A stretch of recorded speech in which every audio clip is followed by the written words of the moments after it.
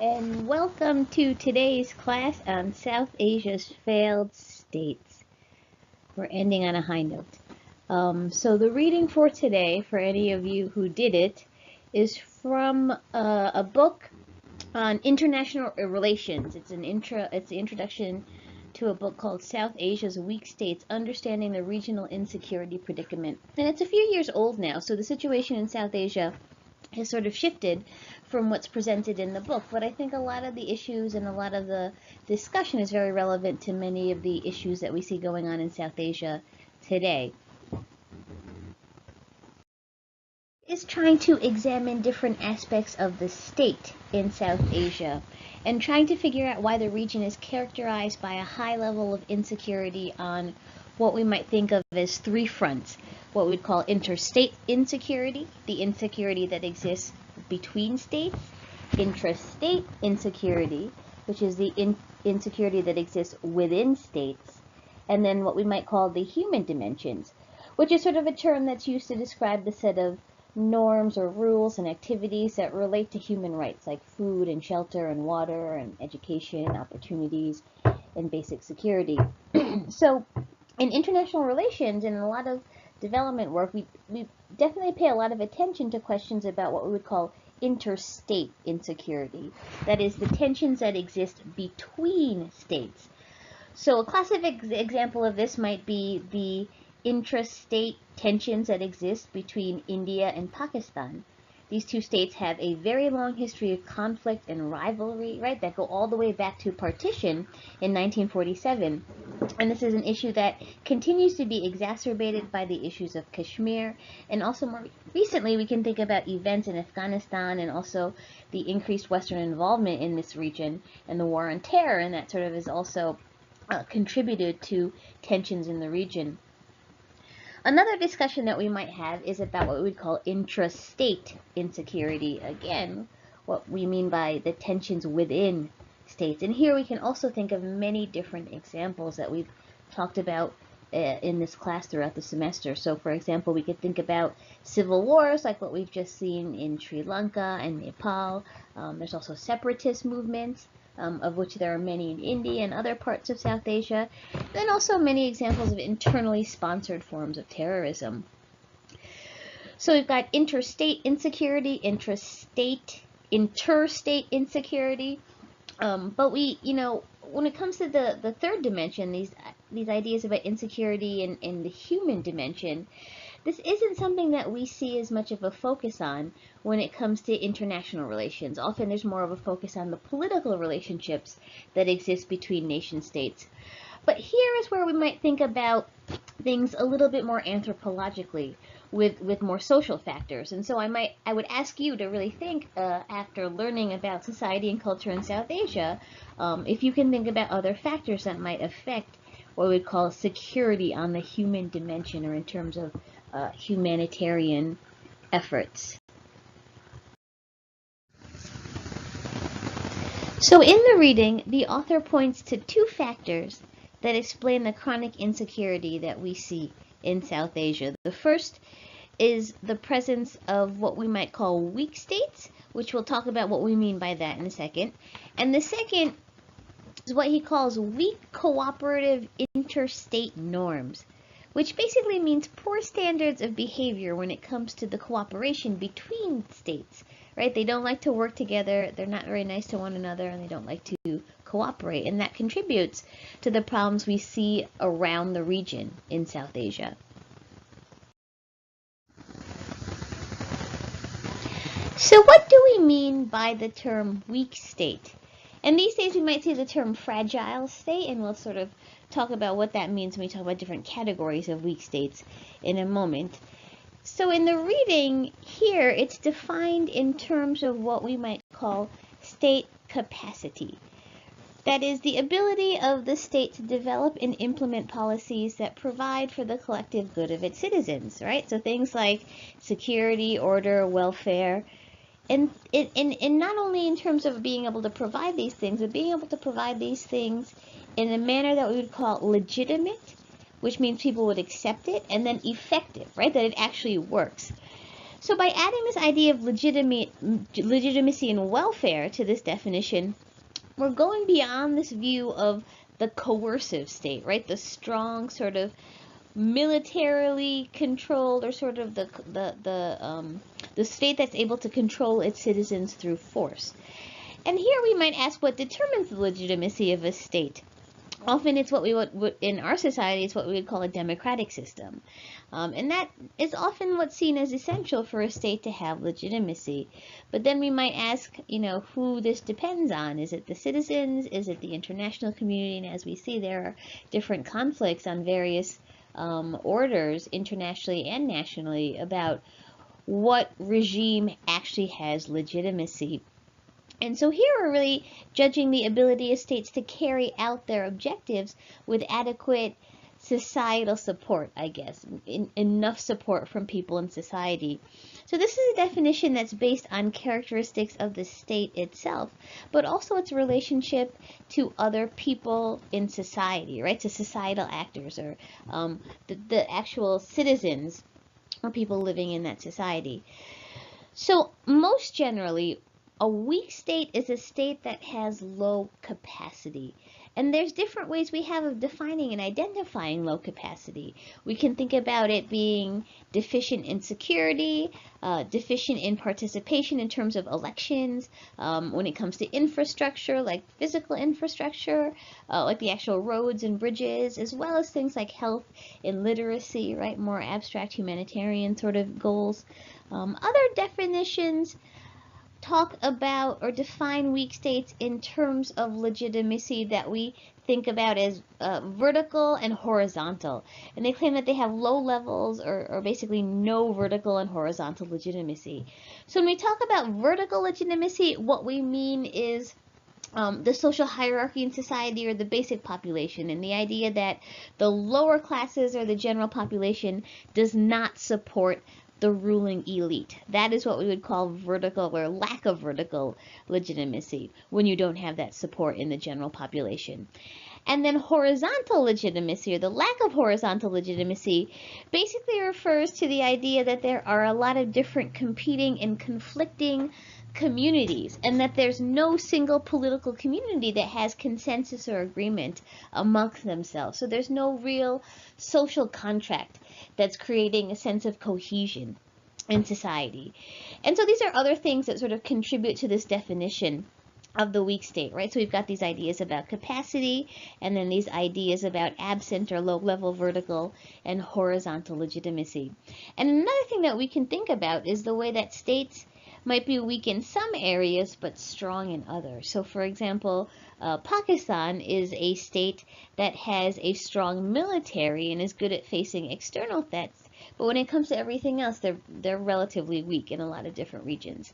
So often we see things like this. We see the way that states have what we term coercive resources, right? Ways of controlling populations through force, but they lack the ability to provide welfare, right? Basic humanitarian needs. And also they lack the legitimacy that would provide long-term stability.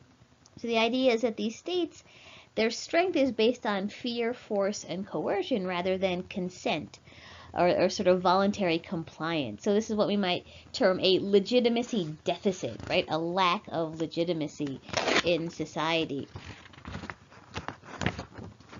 So in some ways, we can think about how almost every state in South Asia currently suffers from a legitimacy deficit in various ways.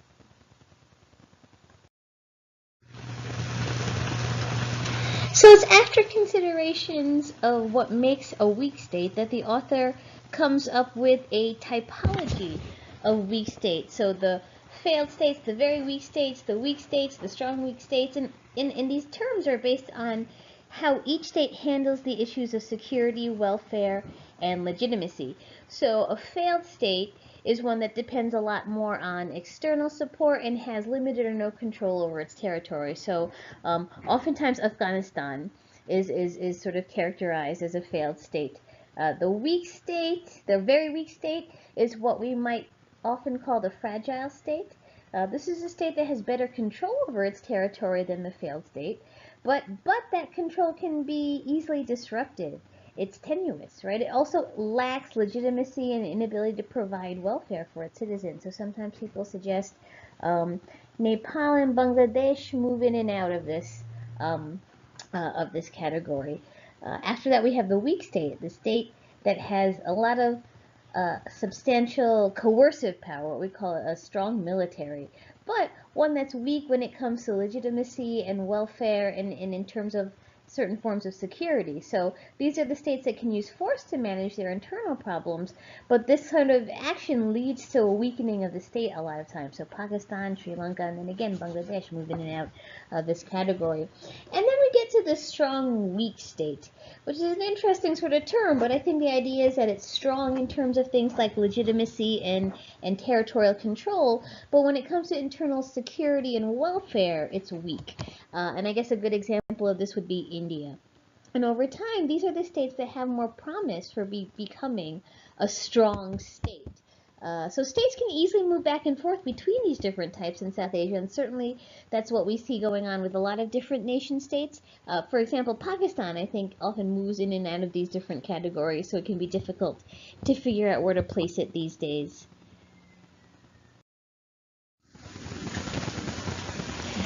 So the focus of a lot of this book that today's reading came from is on how the presence of weak states in South Asia impacts security. Again, the focus of international relations.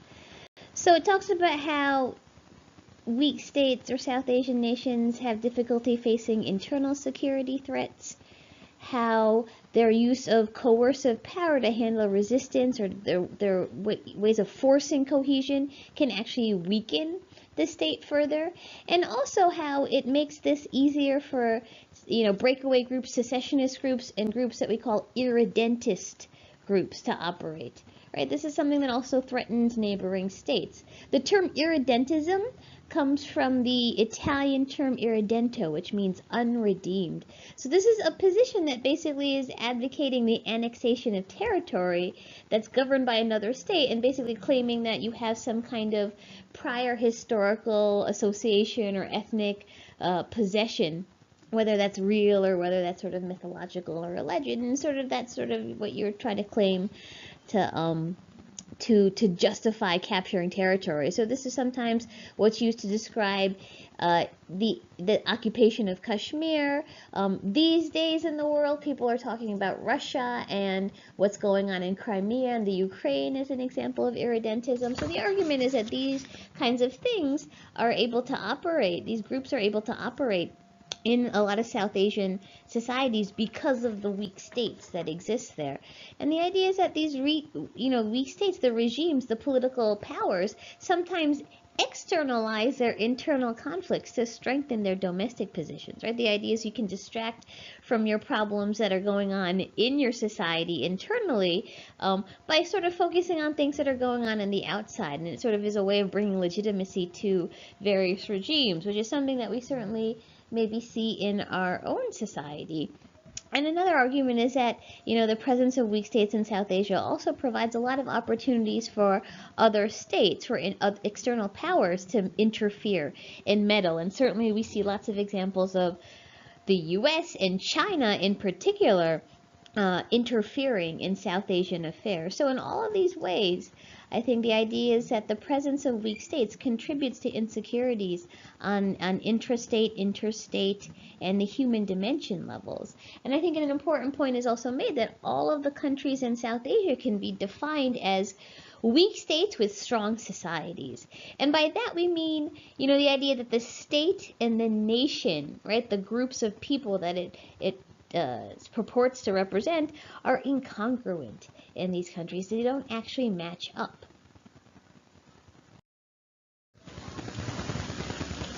Remember that there are a lot of problems with the idea of the nation-state concept, or the idea of the application of it in South Asia, because this is an artificial creation, and there are a lot of different divisions in society that transcend or sort of are very different from the concept of nationality. We can think about ethnic divisions, religious divisions, historical divisions, linguistic divisions. It's endless, really. And another thing that we can think about in terms of South Asia as a region, as a whole, is that it's very India-centric. Right? When you look at a map of South Asia, it's dominated by India. It's 70% of the landmass, 70% of the population. But what's interesting is, though you sort of have this majority in terms of the figures, India does not have hegemony, or this idea here, at least of political dominance in the region. There's a lot of other states in South Asia that are actually unwilling to accept India's leadership. And what you actually see, and I sense this in academic scholarship as well in various ways, that there's a resentment against the idea of Indian hegemony in South Asia. And actually, there's a YouTube video that I was looking at that I was thinking about showing you guys called Why Everybody Hates India, and it was made, I think, by someone in Pakistan or Sri Lanka, and I think it is about this hegemony, and I'll see if I can find that and put that up there for you guys.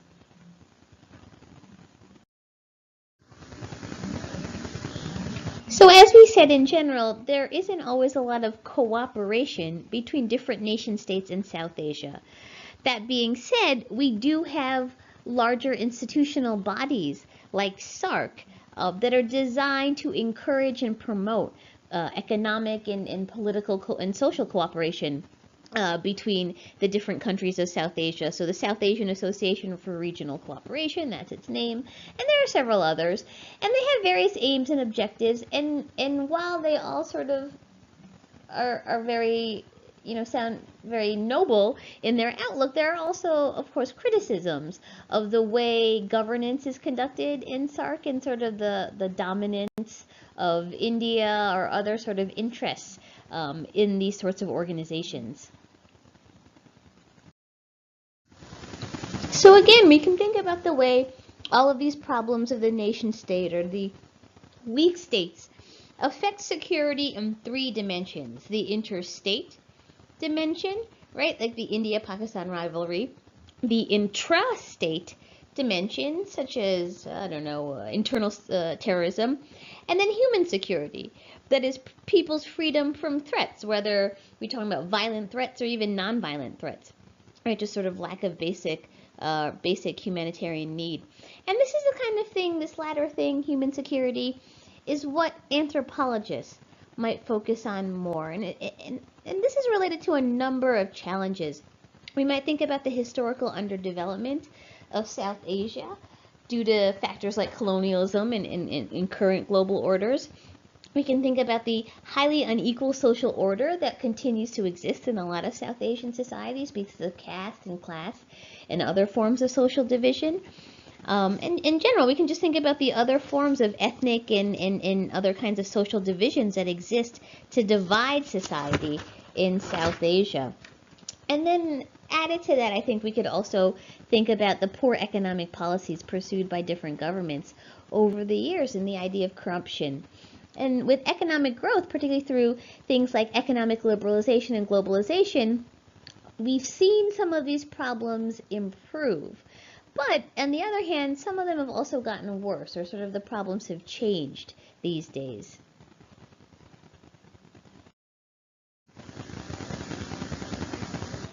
So another point made, and this was something that I was hoping we could follow up on more in this class, but maybe you can just think about it on your own, and that is the role of non-state actors and institutions in the creation of security and then conversely insecurity. Right here the thought is about how these non-government organizations and sort of more citizens groups and private organizations outside of the government, how they contribute to the insecurity and the problems that we see in South Asia today. So I guess there's an interesting quote that's in the reading that suggests that employing the lens of the state to view all the security problems of a given region may fail to capture the independent role of non-state actors as players in security affairs. And I guess the suggestion here is that, if you're only looking at things through the political lens, like a lot of international affairs experts would, you are only looking at the problems created and sort of generated by the government, and you're not looking at sort of the way that non-government or sort of, again, non-state individuals and groups might also be contributing to these problems as well. And I think that's also a question that I wanted us to consider in class. So please think about why, why regional insecurity persists in South Asia, even in the face of globalization, economic liberalization, and just the general growth that you've seen across many regions of South Asia in general. Why do we have this insecurity? And then what are the non-state actors and institutions that help generate insecurity, or those groups outside of the state that contribute to the weakness of the South Asian state that we see many times, right? And another thing that we can think about, and here's where I think the discipline of anthropology can begin to get involved in a practical sort of way, and that is by asking what some of the non-state solutions to security predicament in South Asia are, right? What are the non-government ways or non-political forms of action that can be taken in order to combat various forms of insecurity across different regions of South Asia? This to me would be an applied way of using social knowledge to help solve problems. And that was sort of the overall goal of this course, is to lead you guys up to this point where you have enough historical and social background of South Asia in order to understand the problems facing the region today, and in order to start thinking about maybe some of the solutions that could help deal with some of these security problems. But that sort of winds up our class for the semester. Next class, all we are doing is reviewing for the final, so please bring your review sheet to class so we can play Final Review Jeopardy! Hopefully the weather will be clear that day. If for some reason we have to cancel, I will get you that Jeopardy game somehow so you can at least use it as you study for the exam. But please make sure you have turned in all assignments. Your paper is due today, so you should upload that to D2L in the assignment section at some point today. And just in general, please check your grades. Make sure you have a grade for all of the quizzes, for the essays, for the paper draft. If you are missing something or you're missing a grade, email me right away and let's make sure it gets taken care of before we head into finals week. If you have any questions, let me know, and otherwise I will hopefully see you on Thursday.